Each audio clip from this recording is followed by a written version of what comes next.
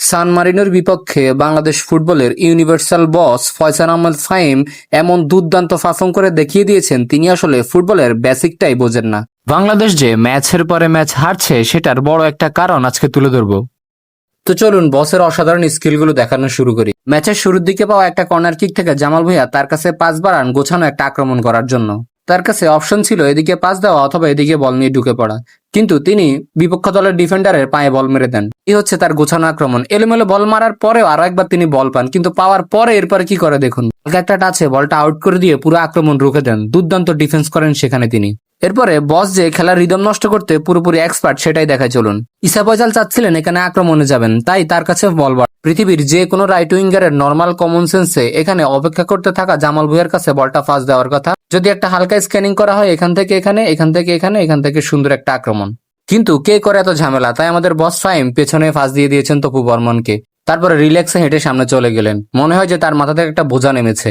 আচ্ছা, এবার এই পজিশনটা একটু খেয়াল করুন। ইসা ফয়সাল ভাবছিলেন এখান থেকে একটা আক্রমণে যাবেন, সেটার জন্য ফাঁকা জায়গা পেয়েছেন, বল নিয়ে সামনে যাচ্ছেন। কিন্তু আমাদের লেফট উইঙ্গে ইসা রান করার সময় যেখানে ছিলেন এখনো তিনি সেখানেই, এবং লাইনের এত কাছে দাঁড়িয়ে আছেন যে তাকে ফাঁস দেওয়া সম্ভব না। আর হয়তো মন চাচ্ছে মাঠের বাইরে গিয়ে দাঁড়ানোর জন্য।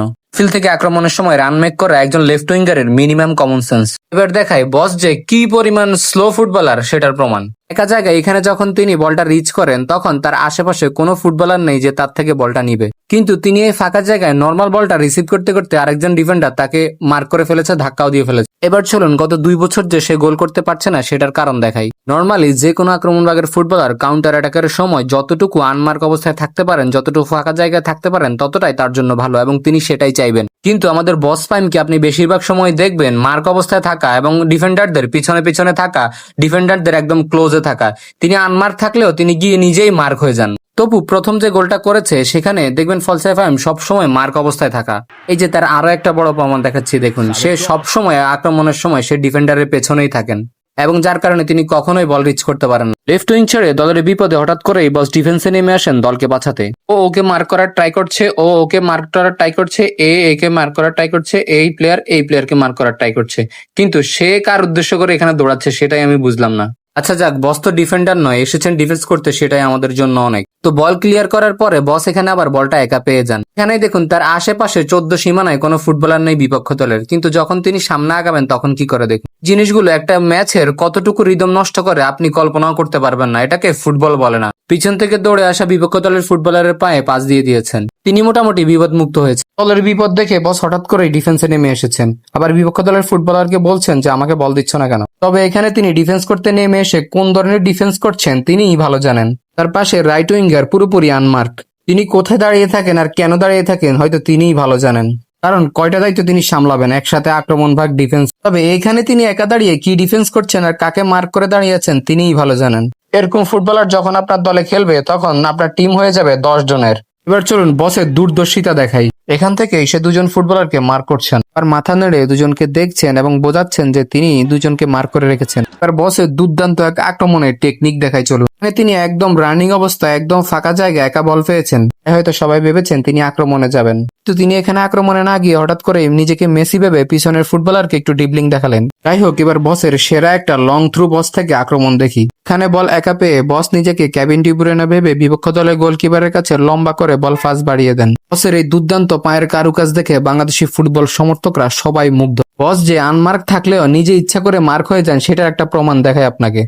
এখানে ডি বক্সের সামনে মোরসালিন একটা বল পায়, বস তখন আনমার্ক অবস্থায়, কিন্তু মোরসালিন যখন বসকে পাস দিবে ঠিক তখনই বস চলে যায় ডিফেন্ডারের কোলের ভিতরে। আসলে বস গোল করে নাম কামাতে চান না, তার এমনিতেই অনেক নাম। এবার চলুন দেখায় বসের যে লেফট উইঙ্গার হিসেবে মিনিমাম কমন সেন্স কিংবা ফুটবলের বেসিক ধারণাটাই নেই সেটাই দেখাই। এই পজিশন থেকে আপনার মনে হতে পারে বসকে যদি এখানে একটা বল দেওয়া যায় তাহলে নিশ্চিতভাবে হয়তো বস গোল করতে পারবেন, কারণ এই প্লেয়ারটা তো মার্ক করা, বস তো আনমার্ক অবস্থা আছেন। তো আমাদের বস অন্য জনের আশাই করেন, নিজের আশা করেন না। বস এতটাই স্লো, বল ওই জায়গা দিয়ে যাওয়ার পরেও তিনি বলটা রিচ করতে পারেননি। এবার চলুন দেখায় আমাদের বস যে ফাঁকা পোস্টেও গোল করতে পারেন না সেটার প্রমাণ। এই যে পজিশনটা দেখা যাচ্ছে এখান থেকে গোল মিস করা রীতিমতো একজন লেফট উইঙ্গার হিসেবে অন্যায়। কারণ কি জানেন? কারণটাও দেখাচ্ছি। পুরো গোলবার ছিল ফাঁকা, গোলকিপার ছিলেনই না, জাস্ট শরীরের যে কোনো অংশ লাগাতে পারলেই গোল, কিন্তু সেখান থেকে আমাদের বস ফাঁকা পোস্টে গোল মিস করেন। এই যে দেখুন পুরো পোস্টটা ফাঁকা, শুধু লাগাতে পারলেই গোল। এখান থেকেও গোল মিস কিভাবে সম্ভব আমি তো সেটাই চিন্তা করছি। তবে শেষের দিকে বসের নামের পাশে প্রায় 2 বছর পর একটা গোল উঠতো, সেটাই দেখাই চলুন। বসের গোলটা হামজা চৌধুরী রুখে দেন, না হলে বসের নামের পাশে গোল উঠতো। এই যে দেখুন, এখান থেকে বসের শটটা দুর্দান্ত হয়েছে, কিন্তু হামজা চৌধুরী গোলটা রুখে দেয়। দেখুন, আমি ফয়সাল ফাহিমের হেটার্স নই, তবে যে ফুটবলারের ফুটবলীয় বেসিক ধারণাটাই নেই, অপশন থাকা সত্ত্বেও তাকে ম্যাচের পরে ম্যাচ হামজা চৌধুরীর সাথে খেলানো হামজাকে অপমান করার মতোই। ছাড়া আপনি বিশ্বের যে কোনো ফুটবল দলের দিকে তাকালেই দেখবেন লেফট উইং পজিশনে থাকে সবচেয়ে বড় তারকা, সবচেয়ে দুর্দান্ত ফুটবলার। কিন্তু আমাদের লেফট উইঙ্গে আমরা বোঝা টানছি, অচল মাল নিয়ে খেলাচ্ছি এবং ম্যাচের পরে ম্যাচ যিনি ফুটবলই বোঝেন না তাকে নামাচ্ছি এবং তার থেকে কোনো আক্রমণ তো হয় না, তাকে নিয়ে বরং অন্য প্লেয়াররা বিপদে থাকেন।